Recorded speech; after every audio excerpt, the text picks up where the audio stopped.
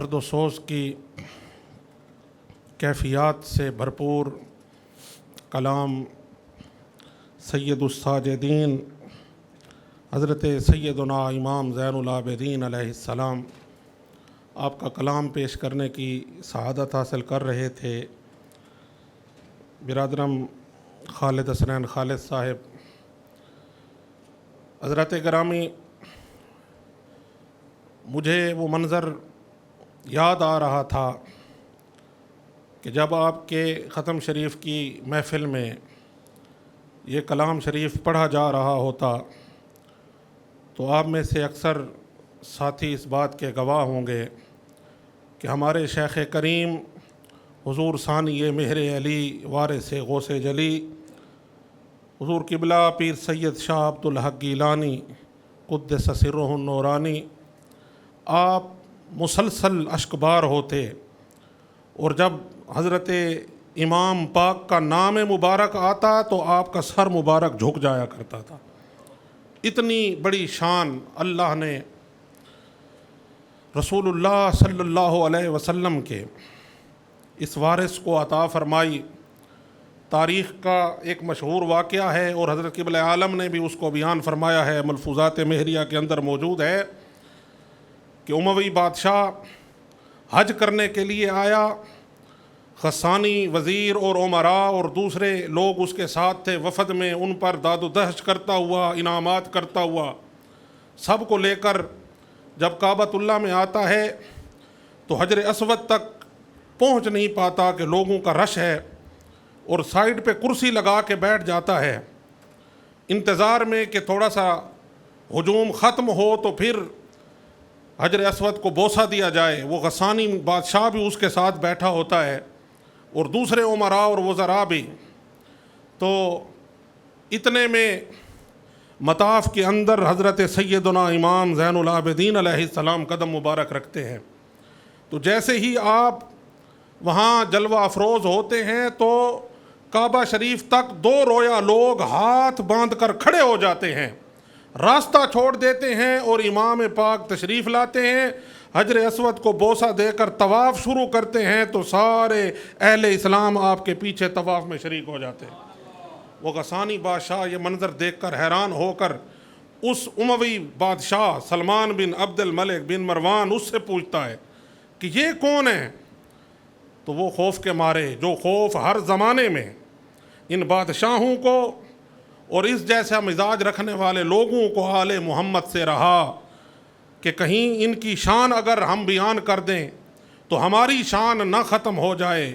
ہم کہیں نسیم منسیہ نہ ہو جائیں۔ حالانکہ یہ ان کی غلط فہمی ہے، حقیقت یہ ہے جو بھی دل و جان سے اپنے آپ کو آل محمد کا غلام بناتا ہے اللہ رب العزت اسے عزتوں کے تاج عطا فرماتا ہے۔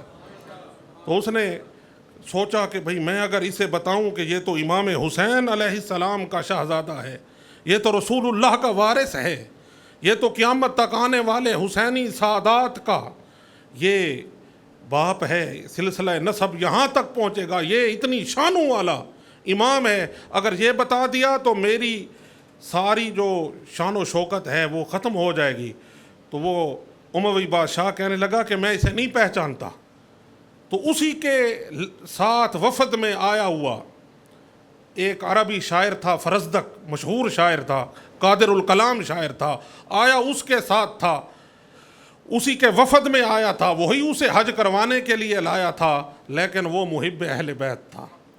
وہ غلام اہل بیت تھا۔ تو وہ کھڑا ہو گیا، اس سے یہ برداشت نہ ہوا کہ امام کے بارے میں یہ کہہ رہا ہے کہ یہ میں اسے نہیں پہچانتا، تو اس نے وہیں فی البدیہہ کھڑے ہو کر حضرت امام عالی مقام کی شان میں قصیدہ پڑھ دیا عربی میں، جو عربی زبان کی بلاغت اور فصاحت کے اعتبار سے مرقع بنا اور آج سلیبس کی کتابوں میں وہ پڑھایا جاتا ہے۔ اس کا پہلا شعر ہی یہی تھا، اس نے کہا کہ تو کہتا ہے کہ میں اسے نہیں پہچانتا، ھذا الذی تعرف البطحاء وطأتہ والبیت یعرفہ والحل والحرم، اس نے کہا بادشاہ تو کہتا ہے میں اسے نہیں پہچانتا، یہ تو وہ ھذا الذی، یہ وہ عظیم شان والا شخص ہے، یہ وہ عظیم ہستی ہے کہ جب تعرف البطحاء وطأتہ، کہ جب یہ بطحائے مکہ میں یہاں بکھرے ہوئے پتھروں پر قدم رکھے تو اس کے قدم کو بھی پتھر پہچان جاتا ہے کہ مجھ پر وارث رسول نے قدم رکھا۔ والبیت یعرفہ والحل والحرم، اگر تو کہتا ہے کہ میں نہیں پہچانتا تو ذرا اس کعبۃ اللہ سے پوچھ، یہ تجھے بتائے گا کہ یہ تو امام حسین کا شہزادہ ہے۔ والحل والحرم، باہر سے آنے والے بھی اسے پہچانتے ہیں، اور یہاں پر جو اندر مکہ میں رہنے والے ہیں، حرم مکہ کے رہنے والے بھی اسے پہچانتے ہیں۔ تو یہ پورا قصیدہ ہے۔ حضرت قبلہ عالم سیدنا پیر مہر علی شاہ قدس سرہ العزیز ارشاد فرماتے ہیں کہ اس بادشاہ نے اسے قید کر لیا، اس شاعر کو، اور کہا کہ میں تجھے لے کر آیا تھا اور تو قصیدے اہل بیت کے پڑھتا ہے۔ تو وہ قید ہو گیا۔ حضرت امام پاک کو پتہ چلا، 12,000 درہم جرمانہ تھا۔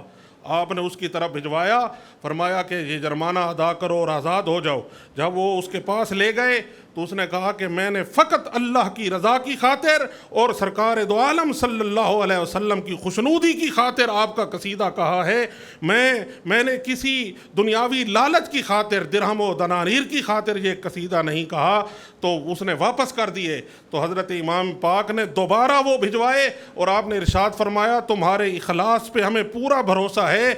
یہ تم نے مال و دولت کے لیے ہمارا قصیدہ نہیں کہا، لیکن ہماری بھی عادت یہ ہے جب کسی کو کوئی چیز عطا فرما دیں تو پھر واپس نہیں لیا کرتے۔ یہ حضرت سیدنا امام زین العابدین علیہ السلام کی شان پاک ہے، اور آج ان کا مبارک دن بھی اس یوم فتح مبین میں اپنی برکتیں بکھیر رہا ہے۔